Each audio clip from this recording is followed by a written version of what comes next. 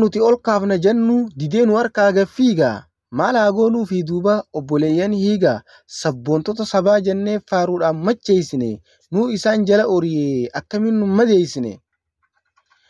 Gocha nu dallansiisu godhan madaa hunda caalu harayyuun nu waraananii lilmeen diranii nu laalu. Nama keenyaan hoogganama jenna nuti sirni nutti farra misoomaa gabaayaan nurra cufee hongee beelaan nu qooma. Ajaa'iba tan biraa. Masjida rabbi bu'anii hojii biraa dhabanii of miidhan akka malee aangorraa agabanii. Pilaana kam dhageenya hiigaa kan masjida rabbi bu'u maaf barbaade dhiiroo sirni kun ofiif du'u.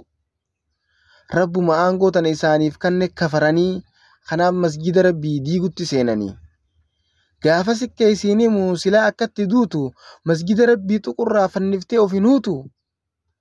Mirga dubartii dhiibuun jettaniin baasaa hijaaba yoo qullaa yaa'uu baattan barnoota irraa hin isin dhaaba. Kunis waan biraati. Mootiin dachii fi samii ni qaba namaaf ballama gabrichi ofiif quufee lubbuu isaa zallama. Qabaa rabbiitiin qabamnaan hin qabdan fala biraa ofiif fitti shiddanii ibidda duniyaa fi akhiraa. Sadaffaa tan biraa. Walloo ibiddaan dho'aa waraanatti bobbaasee wallaggaas gaafa meeqa xayyaara irra kaase.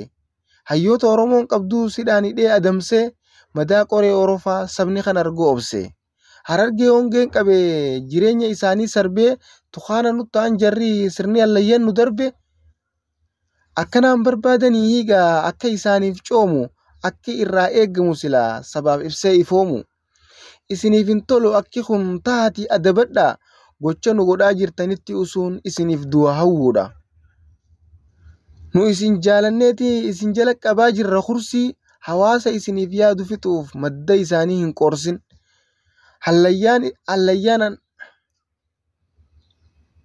Allayyaan isiniif hin himtu jettee anallayyaa isinitti fakkaachuu mala hoggayyuu nuuf hagayyaa. Gaafa hawaasa miskiinaa miidhuuf kaate of zallamta osoo olteetuun bullee aangoo qabdurraa qaarta. Miidhamaan rabbi qabaa rabbi isaati kadhataa ni gartaa nu dhaqqabii je'eeti ol kannataa. Gaafas isin fuuti bubbeen tan kadhaa ummataa isinii fi carqii keessanillee waliin kuftiin ummata. Isinii fi carqii keessanillee waliin kuttiin uffata.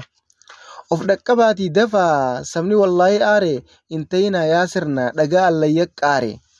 Gaafa diddaniitti kuttan isintu boolla bane nu isinin gaafa diddaniitti kuttan isintu boolla ifin hibbane.